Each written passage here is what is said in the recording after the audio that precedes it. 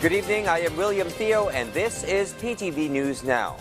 Rice smugglers, hoarders, and price gougers, beware. All are in the crosshairs of government after the president's order to step up efforts to round you up and where you belong, out of business and behind bars. In his speech yesterday after yet another distribution of seized smuggled rice in San Andres, Manila, the president vowed to exhaust all means and resources of government to rid the presence of rice hoarders, smugglers, and price manipulators, whom he likened to a stored grain pest, the rice weevil, that lays waste on stored grains like rice, wheat, and corn. Then again, the president admitted it will be an uphill, even long drawn-out battle against such menacing groups who know how to stay a step or two ahead of law enforcement or government agents. Still, he said, the government is hell-bent to put an end to their nefarious activities, but enjoin the public to join and help government put them out of business.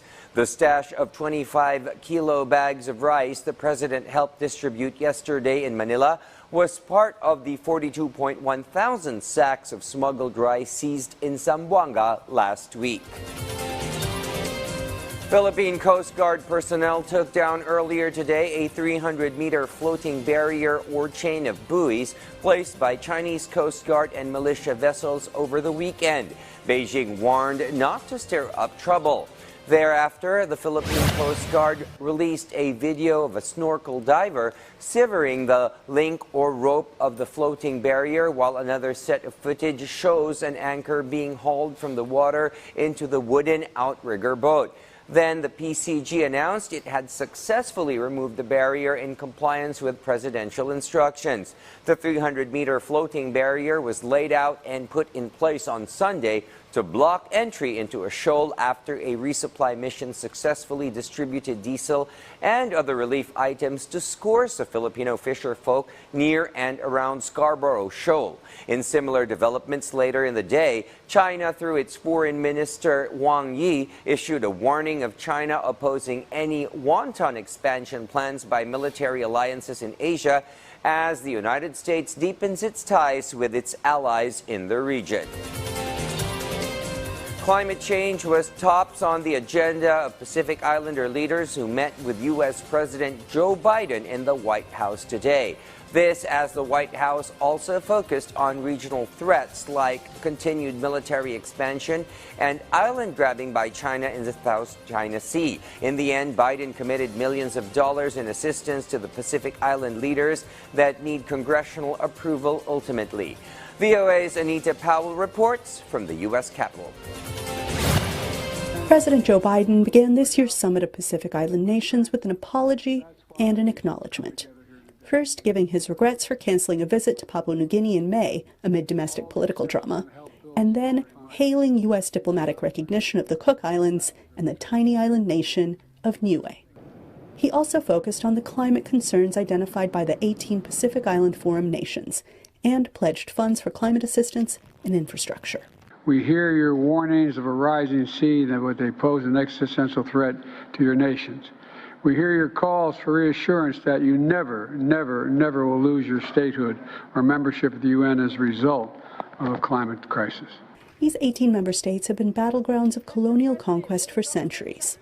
The Cook Islands, for instance, are named after the intrepid Captain James Cook, the British adventurer who in the late 18th century violently conquered indigenous lands across the wide expanse of the Pacific from Australia to Canada for the crown. That's something not lost on Prime Minister Mark Brown of the Cook Islands, who emphasized the relationship his country seeks with the world superpower. We have an opportunity here, as the Pacific Islands Forum and as the United States, to develop our partnerships for prosperity. But there's one name none of the leaders uttered in their public comments. Analysts say that China's increased ambitions, such as its security pact with the Solomon Islands, whose leaders skipped the Washington summit, is part of the calculation for the United States' increased engagement. But not all of it.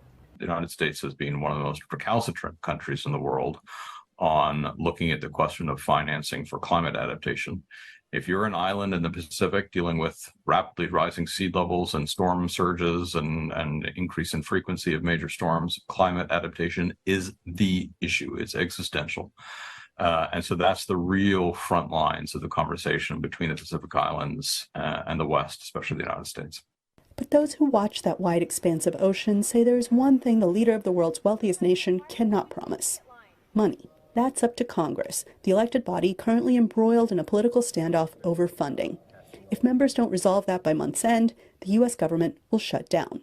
The U.S. made a lot of commitments last year in its first Pacific Islands Summit.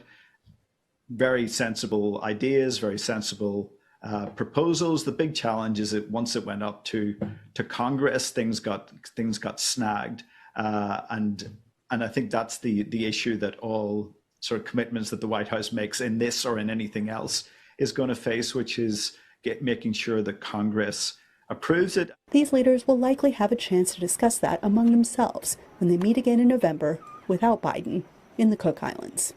Anita Powell, VOA News, Washington. Let's now turn to Alasunduan for the latest developments in the Cordilleras. Naimbag Arabii Pilipinas, kagiddan ti election period para iti barangay and SK, inaklon ti pulisya ang nagkidnaw iti security detail dagiti high-ranking officials ijay Abra. Sa nga 13 a barangay sa Jay Abra, tinaipasidong iti yellow category areas of concern kagiddan ti barangay and SK elections. Nang i-deploy iti pulisya iti sumagmamano a personnel, manibot iti police mobile force karag iti identified areas of concern. Gapo iti nabara a political rivalry iti probinsya. Kinid daw manan dagiti nangangato nga opisyal ti probinsya may pihanda iti security detail. 5 kadagiti agdama high-ranking officials ti agkidkid daw iti proteksyon iti pulisya. Sigun iti pulisya, generally peaceful latta ti Abra iti baet ti incident iti pamapatay iti maysa nga abogada sigun kadagiti otoridad ket saan may bilang nga election-related incident. Sa threat assessment, meron din sila. May threat assessment ng ating intelligence unit na sila ay isa rin na dapat mabigyan talaga ng security detail. Iti sa bali payadamag na ilukatan ti Celebration ti Tourism Festival 2023 iti Ilocos Sur. Tampok dagiti nagdudumang aktibidad ang mangitalo iti turismo. Naragsak sinibraran dagiti tourism stakeholders ken estudyante manipot iti agduduma a pagadanan ti Ilocos Sur Tourism Festival 2023 kaspaset iti panakikaykaysa iti Provincial Government of Ilocos Sur iti World Tourism Week. Gasot nga estudyante ken tourism stakeholders ti nakipaset iti Grand Parade siyangkat iti Vigan City. Inyabkas ni Governor Jerry Singson ti suportana iti sektor ti turismo. Inalukoy na dagiti umili nga itultuloy da ti panagayat ken panangiwargawag iti napinta sa Ilocos Sur may bilang kas icon iti turismo ditoy Pagilian. The province of Ilocos Sur has been an icon of tourism in the country. We are the haven of vibrant culture, distinct heritage, and beautiful tourism destination. Dagiti damdamag manipod dito'y PTV Cordillera, siyak ni Alasunduan, Naimbag Arabii. And that's all for this evening. This is William Theo reminding you to work hard, dream big, keep fit, be of use, and get the news right here. Good evening, everyone.